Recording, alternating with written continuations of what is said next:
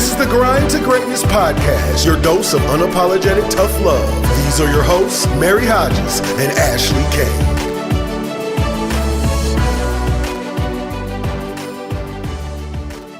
Welcome to the Grind to Greatness podcast. I'm Ashley Kane. I have Mary Hodges here with me. She's the co-host, of course. We have a great interview today. Jamila Parham is the subject of our interview, and Mary and her got to talking about a ton of great stuff. Mary? Yeah, I was so excited to do this interview. Jamila and I went to college together at DePaul, and we're friends on Facebook, and I've just been seeing a lot of awesome things that she's been up to, and she's having a lot of success in her space. So I thought she'd be great to come on the show and kind of talk about leadership.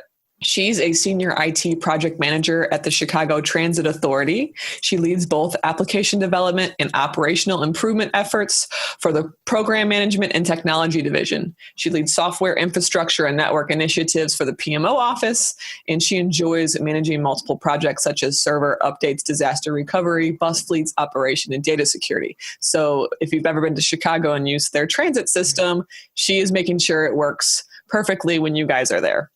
Her great discipline and enthusiasm for this role allow her to deliver projects in a timely fashion within budget and in the highest quality. And prior to doing work with the CTA, she served as project manager for BMC Software Premier Partner Consulting Firm, servicing Fortune 500 organizations. Now, she also, in her spare time, if that doesn't sound like enough, in her spare time, she's the events and volunteer lead for Black Girls Code Chicago chapter, and she's very active in Chicago's tech community as a diversity and inclusion champion. She's a leader and cultivator of the tech unicorn movement, which focuses on uplifting and providing opportunities to minorities and women by educating, breaking down barriers, and providing access to resources. So she got her bachelor's of science from DePaul University in computer graphics and motion design, and she holds a master's of information system management from Keller Graduate School. And in 2016, she was featured as one of Verizon's 10 brilliant men and women breaking stereotypes in their professions. And she was also featured by The Root as one of the 10 women of color you need to know that is changing the face of technology. So she spends her free time attending Comic-Con conventions, traveling the world, and checking out the latest video games and superhero movies. She enjoys any desserts with cookie dough in it. You guys are going to be really, really pumped about this interview. I know after I got done, I was just so excited about it. So let's, without further ado, jump right into it. All right. So Jamila Parham is here with us today. Thank you so much for being here. I have been talking to Ashley about getting you on the show for quite a while. When we were talking about interviewing, you were the first person that came into my mind as who I wanted to have on the show, just because I've seen you out here just owning it. And I wanted you to talk about your experience. And before we gave the audience a little bit of a bio about you, but why don't you tell everyone a little bit more about yourself? You love video games, maybe like what's your favorite video game and your favorite superhero? Okay. Well, first, I want to thank you for having me on. When I heard that you were having a podcast, I was so excited and I wanted to be a guest. I was going to reach out to you. So now I'm just super over the moon and excited to be here, share my experience, and congratulations to you on your podcast. Thank you. So what's your favorite video game? Let's see. So my favorite video game is God of War, and that's inspired by Hercules and, Greek mythology and all of that. And I like a lot of adventure games. I like Tomb Raider because you use those critical thinking skills. You have to solve puzzles, and this girl power, she's out there kicking butt and all that. So, it's very inspirational in my own path. So I love that. Well, so you're known as the tech unicorn. Yes. Can you tell the audience how you got that name? Absolutely. As I navigated through my career, a lot of times in IT is male dominated, and you don't see a lot of women or, Black women or minorities at all. I really felt isolated and, sort of alone, like I had to find my own voice. And luckily I've had those mentors along the way to kind of encourage me along and support me and say, yeah, of course you belong here. Like you bring something to the table. As I've started to work in IT, they assumed that I was an intern or I was from finance. And I said, no, I'm, the IT project manager. I'm leading this initiative. And they go, wow, I've never seen a woman of color in IT. You are like a unicorn. I spin that and use it as a term of endearment, empowerment. And that's how I got the name, the Tech Unicorn. I love that because I'm a startup lawyer. So a unicorn, for the clients that I represent is like a company that gets $1 billion valuation. Yes. And so being a unicorn is really cool. I love that you gave that a really positive spin that you can now kind of use as branding and motivation for other people. So that's totally cool. And I said this before, but I really wanted you on as a guest on the show, because I've been seeing you on social media, just rooting for you behind the scenes. Thank you. Awesome. Like, just so proud to see people that I know that we went to college together. So seeing people that I know just go out Blue there. Demons. Yeah. Go Blue Demons, out there just doing it, having success. And you're owning a space that's really important. And you're out there making a difference. And that's diversity and inclusion in tech. Can you tell us what that means to you? Absolutely. And when you speak of diversity and inclusion, and sometimes, unfortunately, means different things to different people. As you navigate in some of these male-dominated, you don't see as much diversity. It means that each industry has to reflect what we see every day. As you walk out the house and you see an array of people from different backgrounds and experiences, you should not see something totally different if you go into the finance field, if you go into the technology field. Everyone should be included. A lot of times I hear terms such as cultural fit, which is a loaded term. What does that mean? That means a lot of different things to a lot of different companies. So is that a rite of passage? Who's hiring? If they're hiring you, what is a cultural fit to them? So we kind of have to unload that in some of these conversations as we navigate in whichever industry, what that means to make sure that everyone's included. I've been to an array of panels. I've been on panels addressing this issue, and I've heard some analogies that I thought were interesting. And diversity is being invited to the party. Inclusion is being invited to dance. And I think there's a couple issues with that. Why do you have to be invited to the party? Is this invitation only? And who's inviting you to dance? I like to dance whenever I hear music without anyone asking me to dance. So there needs to be that type of freedom in everything that we see in the industry as well. So I think we need to kind of incorporate diversity and inclusion in our day-to-day values as we move forward and address this issue, and not like a hashtag or something that's trending, because a lot of times the companies are thinking, I see a lot of organizations, wow, they're having a diversity and inclusion. Let me have one too, like a fad. So I think that we have to make sure that it's real, it's authentic, and coming from a good place. I love that. And it's super important. And I think in tech, especially, where tech is solving today and tomorrow's problems. Yes. Everybody's voice is really important in being able to do that. I think that's totally cool. I do a lot of work with middle schools here in St. Louis, or high schools that have entrepreneurship programs. Yes. And it may be in a predominantly minority school where these programs are new to people because there's not a lot of entrepreneurship opportunities, and seeing these young kids out there solving problems that are important to them. Who's going to solve a problem that's important to them but them? You know what I mean? So absolutely, I think that's totally awesome. And you're involved in quite a few initiatives right now in this space. Can you talk about what those are, and then kind of tell us about how you really ended up stepping into those leadership roles? Absolutely. When I've gotten to the place where I am, I didn't really wake up one day and say, wow, I'm going to be a leader in this, industry. I've sort of just navigated my own path and my journey. And along the way, I've been fortunate enough to have people say, wow, that's very inspiring. I consider you a role model. To me, like, wow, that makes me want to go that much harder, because there are people watching me and I have a platform. I'm in certain rooms where they're not represented. So I use my platform to advocate on behalf of them for underrepresented communities, women of color that may not have a voice. And, that table we always talk about, is there a seat at the table for us?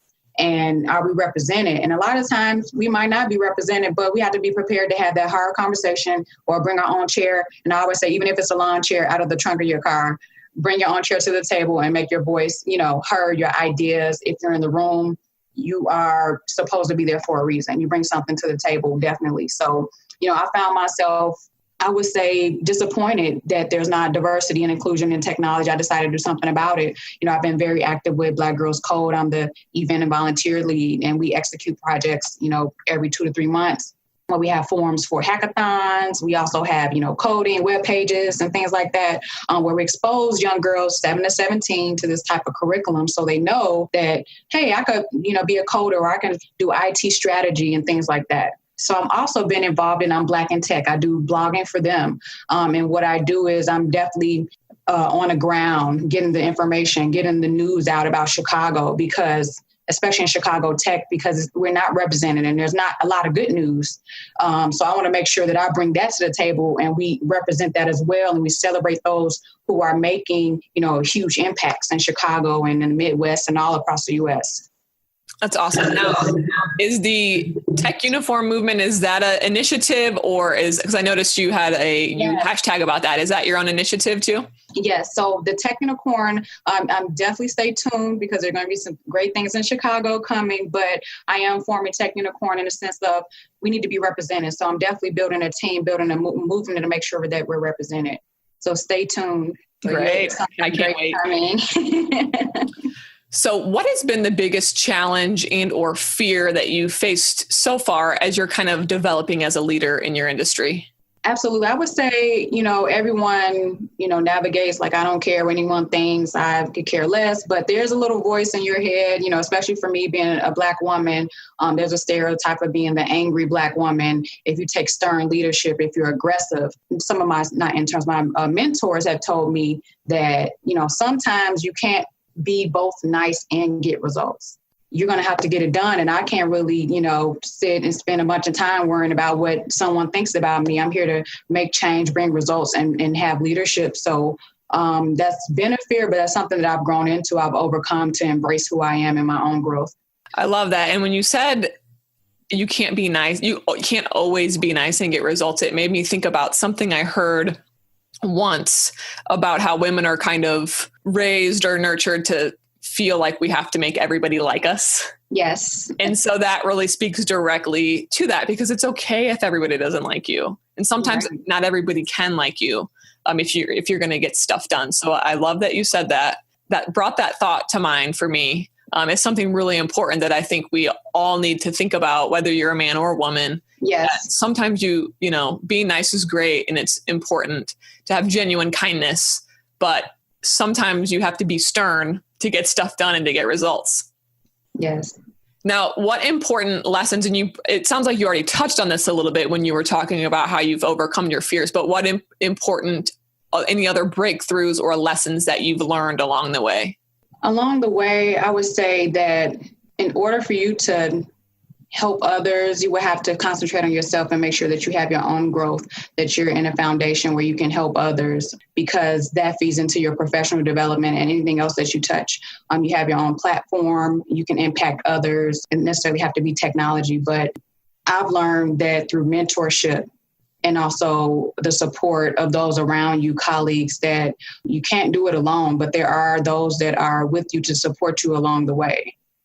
I actually listened to you did an interview recently. Is it Tech Scene Chicago? Yes. Is that what it is? I listened to that. You said something and you'll probably have to rephrase it. Okay. That's something that you learned, and I wanted to talk about it because when I heard it, I was like, that is solid gold. It was something about mentorship where not only do you reach forward for mentorship, but you always have to look back or give back. Do you know what can you repeat what I'm talking about?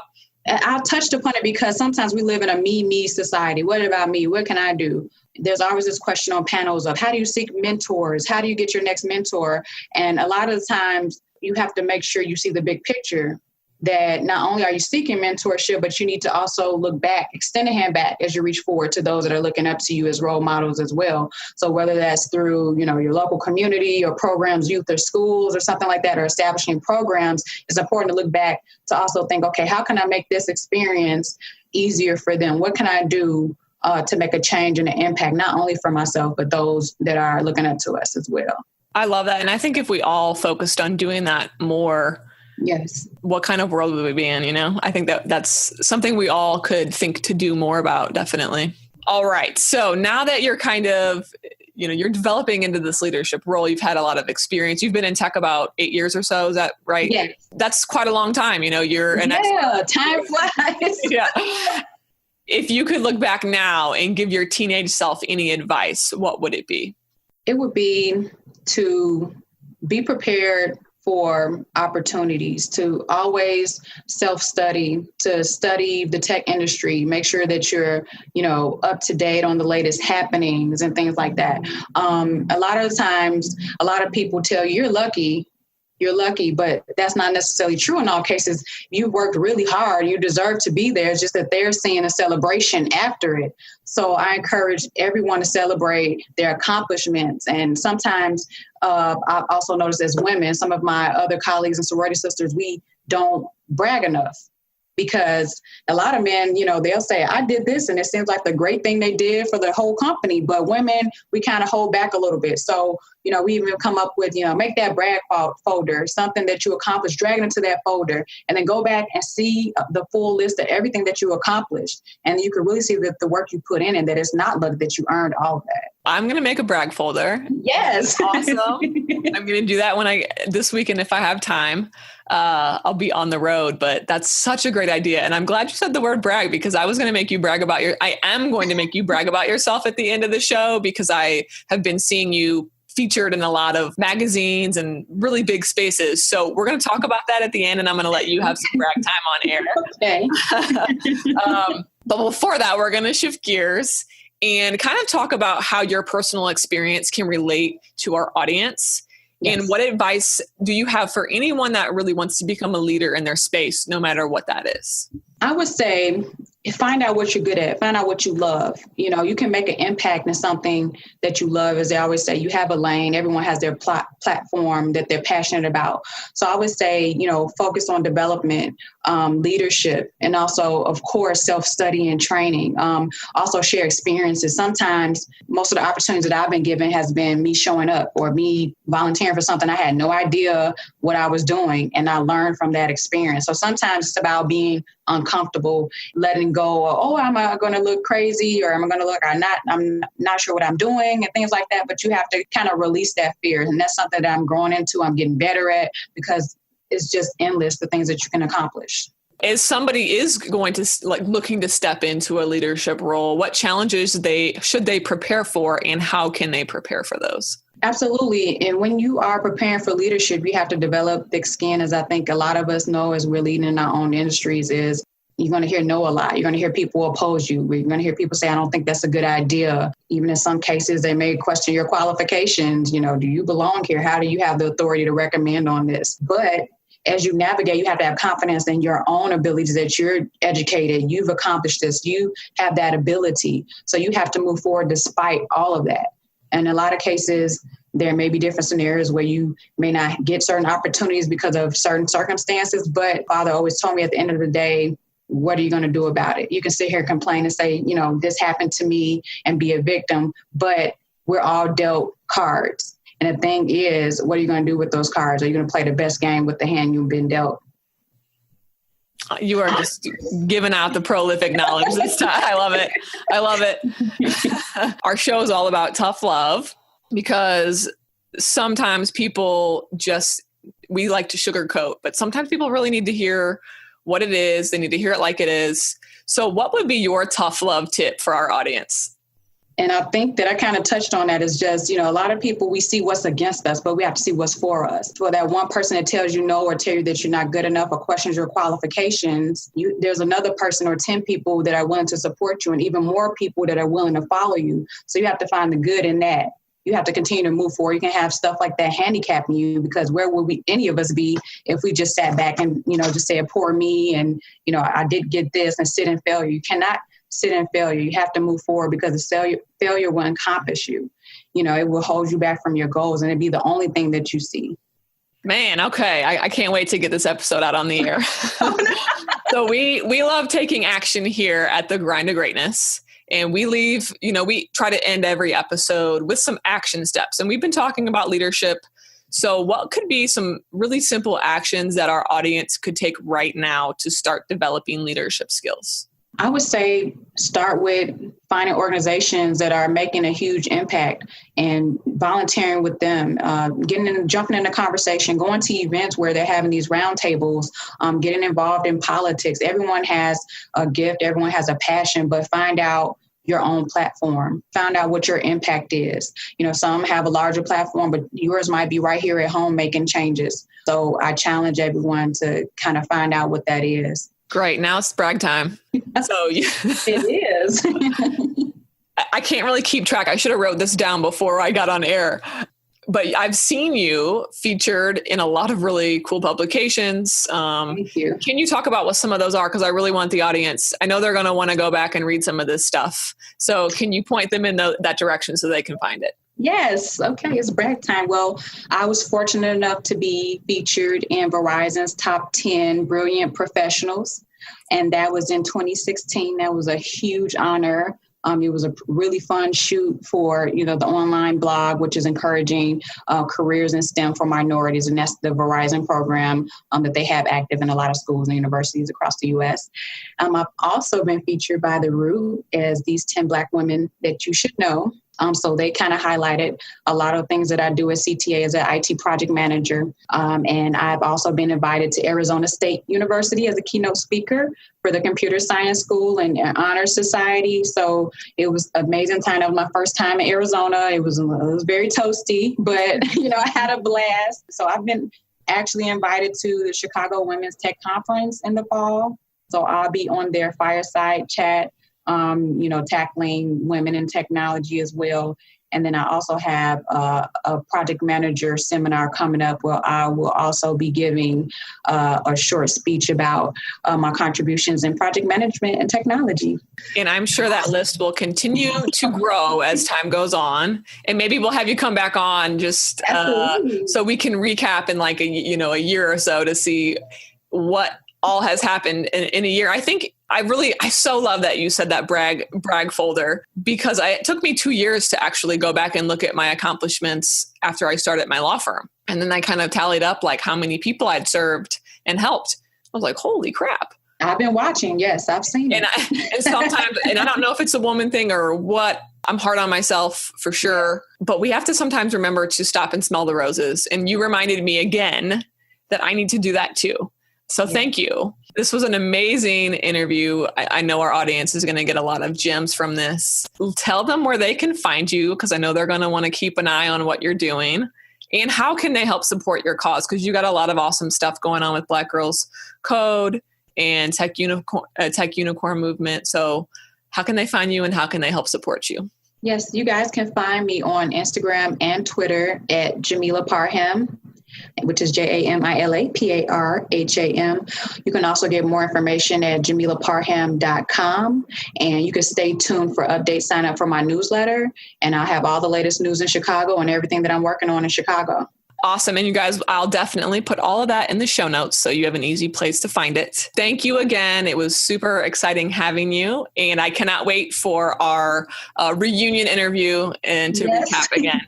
Thank you for having me. Mary, that interview was super awesome because you don't read about a lot of Black women in tech and women in tech in general. So I love that we have someone on the show who can break barriers and that's excited. And it sounds like she has a real passion for what she loves. One thing that I absolutely thought was amazing that she said was to be prepared for opportunities. I've heard that before. The way that she said it and the way she kind of broke it down, it really spoke to me. And it's so true because you can wish for things and work for things, but you really have to be prepared for those opportunities when they do come along, because something comes along and you're not ready. Yeah, I was really excited about the interview. My favorite part of it was the brag folder. Just like that. I was like, you need to go trademark that name ASAP because that's just such we are really hard on ourselves. And I know that spoke to me personally because I'm super hard on myself, always thinking about what I need to accomplish next. And I never pause to think about what I have already accomplished. So that was something I definitely needed to hear. And I really think she shared a lot of wisdom with the audience that they can take and use in their own personal lives when it comes to leadership. Here's somebody who either could have taken her circumstance, said there's no other women or no other women of color at the table, and let that kind of be an obstacle for her. Instead, she's taking it and she's letting that fuel her to make movements in this industry and go after what she wants. And it's all about perspective. So she's going to be one of those leaders that's laying the groundwork for the women and the women of color that come after her in this space. And there are a lot of people that are faced with other types of similar challenges in their life and their industries. And they look at it in a way that almost makes it a barrier for them, where they complain and it's a challenge for them. And instead she's using that as her fuel and her motivation to give back to the community and make sure that when her daughter, if she has a daughter, or the young girls of our country are at the table, they're not the only ones. So I think that's totally cool. And I really, really just love what she's doing. Yeah, she's definitely someone to look up to. And that's the kind of people that, squad goals, right? We want to have around us. So what a great interview. And I'm glad that she blessed us with her talents. For sure. And you guys, you know where to find her. You'll see it in the show notes. I definitely implore you to donate some. I know Black Girls Code. I've helped donate a little bit of money to put on an event there that she had in Chicago. It's such an important thing that people are doing. So if you're interested in getting more involved in that or helping out her cause in any way, we'll include links to that in the show notes. thegrindofgreatness.com. Follow us on, Twitter and Instagram and Facebook and all that stuff. And we will holla.